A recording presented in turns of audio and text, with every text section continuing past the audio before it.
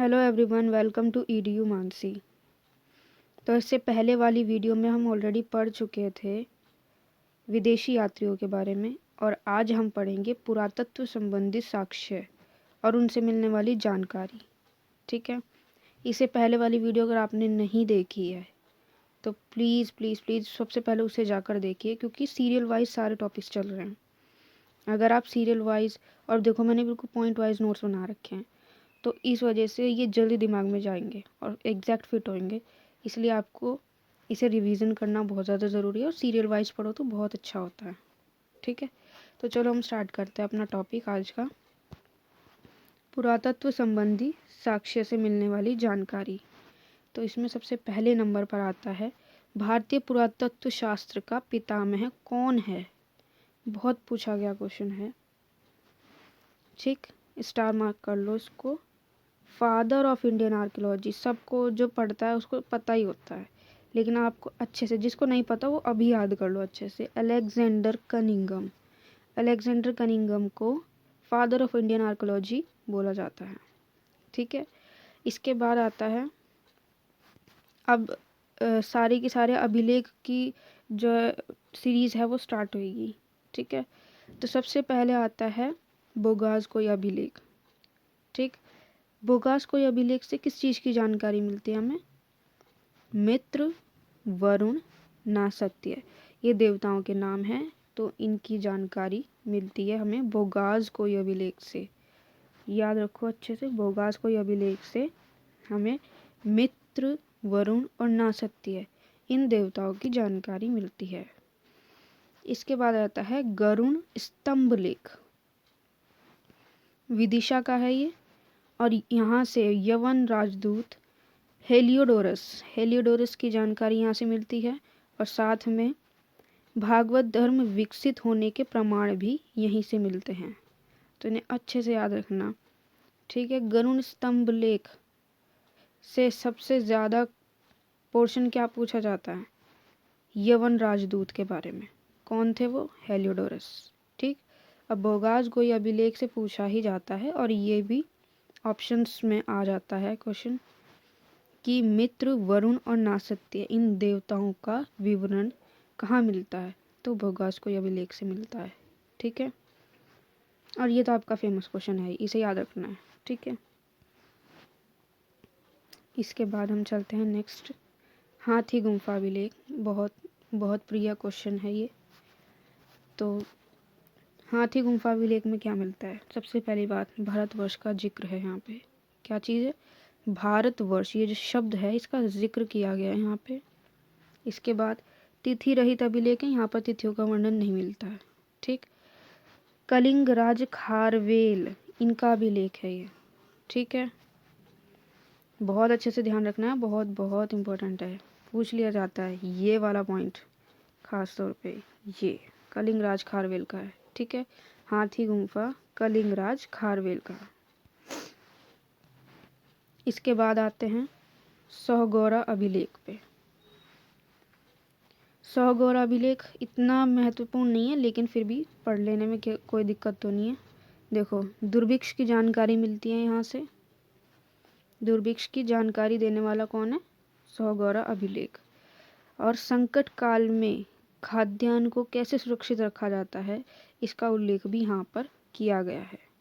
ठीक, इसके बाद आता है आपका भीतरी अभिलेख। भीतरी स्तंभ लेख। क्या है? स्तंभ लेख है ये। इसके बाद इसमें क्या बोला गया है? सर्वप्रथम भारत पर हुण आक्रमण की जानकारी किसमें मिलती है? भीतरी स्तंभ लेख में। हुण आक्रमण की जानकारी किसमें मिलती है? भीतरी स्तंभ लेख में। इसके बाद आता है एरन अभिलेख। एरन अभिलेख के अंदर सती प्रथा का पहला साक्ष्य, बहुत बहुत इम्पोर्टेंट है, बहुत बहुत अच्छा क्वेश्चन है, और यहाँ से क्वेश्चन जरूर पूछा जाता है दो तरीके से, कि सती प्रथा का पहला लिखित साक्ष्य कहाँ मिलता है? तो एरन अभिलेख में मिलता है। और उस टाइम के शासक कौन थे? तो भानुगुप्त थे। कौन थे? भानुगुप्त। इसके बाद आता है अभिलेखों पर आधारित इतिहास। किसका इतिहास बिल्कुल अभिलेखों पर ही आधारित है? तो सातवाहन वंश का है। किसका है? सातवाहन वंश का जो इतिहास है वो पूरा की पूरा अभिलेखों से लिया गया है। ठीक है, नेक्स्ट चलते हैं मंदसौर अभिलेख। क्या नाम है? मंदसौर अभिलेख। मंदसौर अभिलेख किसका है? मालवा नरेश यशोवर्मन द्वारा। ठीक है, यशोवर्मन के समय पर लिखा गया ये अभिलेख। और इसमें किस चीज़ की जानकारी है? रेशम बुनकर की जानकारी यहीं से मिलती है। तो सबसे इम्पोर्टेंट बात क्या है? रेशम बुनकर की जानकारी कहाँ से मिलती है? तो मंदसौर अभिलेख से। और किसका है ये? मालवा नरेश यशोवर्मन का। किसका है? मालवा नरेश यशोवर्मन का। ठीक है, इसके बाद आता है जूनागढ़, और इसको ही गिरनार अभिलेख भी बोलते हैं। जूनागढ़ या गिरनार अभिलेख किसका है? रुद्रदामन का। किसका है? रुद्रदामन का। इसके बाद आता है नासिक अभिलेख। नासिक अभिलेख किसका है? गौतमी बलश्री। किसका है? गौतमी बलश्री। इसके बाद आता है प्रयाग स्तंभ लेख। प्रयाग स्तंभ लेख किसका है? समुद्रगुप्त का। बहुत इम्पोर्टेंट, बहुत इम्पोर्टेंट और बहुत पूछा जाता है। ठीक है, इसको जहाँ जहाँ भी मैं स्टार मार्क कर रही हूँ वो बहुत ज़्यादा पूछा गया है, इसी हिसाब से ये इम्पोर्टेंट है। इसके बाद आता है ऐहोल अभिलेख। ऐहोल अभिलेख पुलकेशिन द्वितीय का है। ये भी उतना इम्पोर्टेंट है जितना ये है, बहुत पूछा गया है ऐहोल अभिलेख के बारे में। उसके बाद आता है ग्वालियर अभिलेख।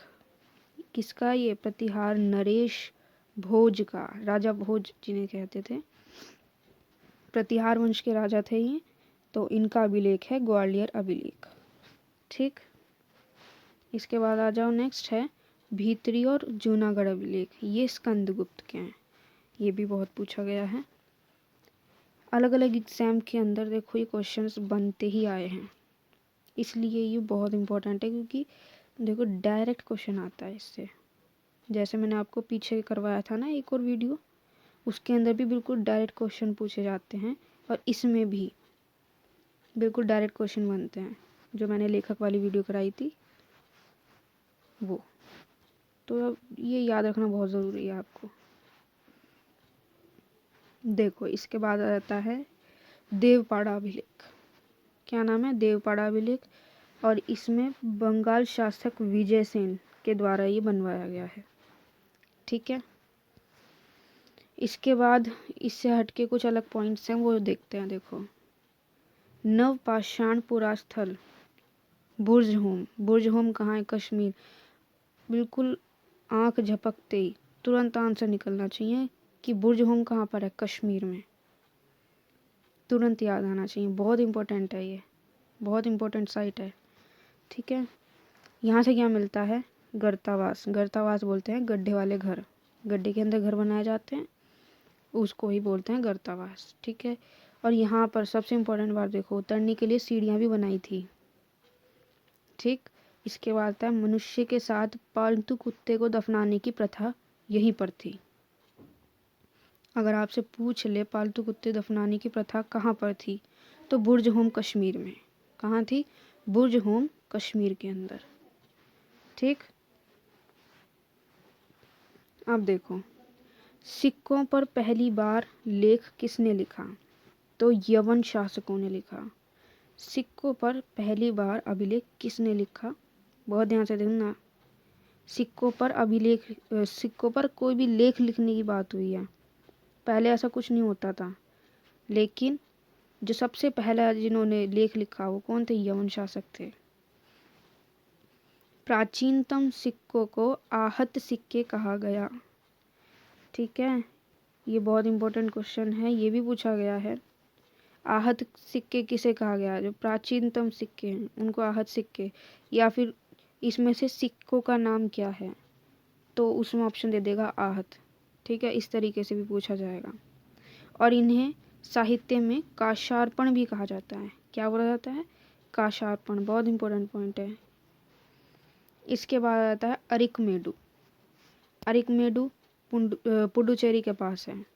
किसके पास है? पुडुचेरी के पास अरिकमेडु। और यहाँ से रोमन सिक्के देखने को मिलते हैं। रोमन सिक्के देखने को मिलते हैं तो इसका मतलब क्या है? रोमन से बहुत अच्छा व्यापारिक संबंध रहे हैं। ठीक है, इसके बाद देखते हैं अभिलेखों का अध्ययन। जो हम अभिलेखों का अध्ययन करते हैं उसे बोलते हैं एपिग्राफी। क्या बोलते हैं? एपिग्राफी। अब सबसे इम्पोर्टेंट चीज़ जो मैं बताने जा रही हूँ, बहुत ध्यान से सुनना। यहाँ पर मंदिरों की बात हुई है और ये मंदिरों से रिलेटेड जो क्वेश्चन है ना, ये वाला, ये यूपीएससी में एक बार बन चुका है मेंस में लिखने के लिए। ठीक है, तो इसे ध्यान से देखना। देखो, उत्तर भारत के मंदिर, अब इनकी शैली पूछी जाती है, किस शैली में बनते हैं? तो नागर शैली में बने हैं। उत्तर भारत के जितने भी मंदिर हैं वो नागर शैली में बनते हैं, और जो दक्षिण भारत के मंदिर हैं वो द्रविड़ शैली में बनते हैं। जो हमारा श्री राम मंदिर बना है अयोध्या के अंदर, वो नागर शैली में है। ठीक है, इसलिए इसको याद रखना है। शैली बहुत पूछी जाती है तो आपको पता होना चाहिए। और नागर शैली और द्रविड़ शैली के बारे में अगर आपको और जानना हो ना, तो गूगल करके इसकी फ़ोटोज़ देखना कैसे बनता है ये। ठीक है, दक्षिणापथ के मंदिरों के निर्माण में, जो दक्षिण में पड़ते हुए जो जितने भी मंदिर हैं, वो कुछ ऐसे मंदिर होते हैं जो नागर और द्रविड़ दोनों शैलियों से बने होते हैं, तो उसको नाम दिया गया है वेसर शैली। क्या नाम दिया गया है? वेसर शैली, जिसमें थोड़ा थोड़ा झलक हमें नागर शैली की भी मिलती है और थोड़ी द्रविड़ शैली की भी मिलती है। ठीक है, ऐसे मंदिरों को हम वेसर शैली बोलते हैं। अब कुछ इम्पोर्टेंट देख लेते हैं। देखो, यहाँ महत्वपूर्ण मंदिर पढ़ेंगे, लेकिन इससे पहले एक और पॉइंट है। देखो, जब मुख्य मंदिर 4 सहायक मंदिरों से घिरा हो, ये मुख्य मंदिर है और यहाँ पर ये 4 सहायक मंदिर से घिरा हुआ है, तो इसको बोलते हैं पंचायतन शैली। क्या बोलते हैं? पंचायतन शैली। ठीक है, अब ये जो मंदिर है ये बहुत इम्पोर्टेंट है, खजुराहो का मंदिर। खजुराहो का मंदिर किसका है? कंदरिया महादेव मंदिर भी इसे बोलते हैं। ठीक है, तो ये खजुराहो में है, ऐसे ध्यान रखना है। खजुराहो का मंदिर भी पूछ लेते हैं और सीधा ऐसे भी पूछ लेते हैं कि कंदरिया महादेव मंदिर कहाँ है, तो खजुराहो में है। ये 2 इम्पोर्टेंट मंदिर जो हैं ये खजुराहो के अंदर हैं। एक तो लक्ष्मण मंदिर और दूसरा कंदरिया महादेव मंदिर। इसके बाद 2 इम्पोर्टेंट मंदिर भुवनेश्वर में हैं। ब्रह्मेश्वर मंदिर भुवनेश्वर में है। ठीक, लिंगराज मंदिर ये भी भुवनेश्वर में है। इसके बाद आता है एक दशावतार मंदिर। दशावतार मंदिर देवगढ़ यूपी के अंदर है। बहुत देखो, सबसे इम्पोर्टेंट है यहाँ पे खजुराहो और भुवनेश्वर वाला, इसको भी अच्छे से याद करना है। दशावतार मंदिर कहाँ है? देवगढ़ में। ठीक, गोंडेश्वर मंदिर, गोंडेश्वर मंदिर है महाराष्ट्र में। ठीक है, ये इतने इम्पोर्टेंट मंदिर हैं कि इनके बारे में क्वेश्चन बने हैं, इसलिए यहाँ पर लिखे गए हैं। ल्यूसेंट में इसलिए मेंशन किए हैं क्योंकि इनके बारे में पूछा गया है। ठीक है, तो आज की वीडियो तो कंप्लीट होती है यहाँ पे, और हम नेक्स्ट वीडियो में प्राचीन इतिहास के बारे में और थोड़ा डिटेल में पढ़ना स्टार्ट करेंगे। ठीक है, आज के लिए बस इतना ही। अगर आपको वीडियो अच्छी लगी हो तो आपको पता है क्या करना है, लाइक करना है, शेयर करना है और सब्सक्राइब करना है चैनल को। और बढ़िया बढ़िया वीडियोस देंगे हम, और सपोर्ट करना, नया चैनल है क्योंकि। ठीक है, और सब्सक्राइब करना बहुत ज़रूरी है क्योंकि इससे आपको नोटिफिकेशन मिलती है। जब भी मैं वीडियो डालूँगी तो आपको नोटिफिकेशन मिलती रहती है कि अब ये वाला टॉपिक आ चुका है। और इसके अलावा आपको रिवीजन करना बहुत इम्पोर्टेंट है। रिवीजन नहीं करेंगे तो कुछ नहीं होगा। ठीक है, इसलिए रिवीजन करना बहुत इम्पोर्टेंट है। देखो, इसी वीडियो को अगर आप 2 बार देख लो, 2 या 3 बार, तो आपको कम से कम इतना तो पता चल ही जाता है क्या चीज़ आपके लिए इम्पोर्टेंट है।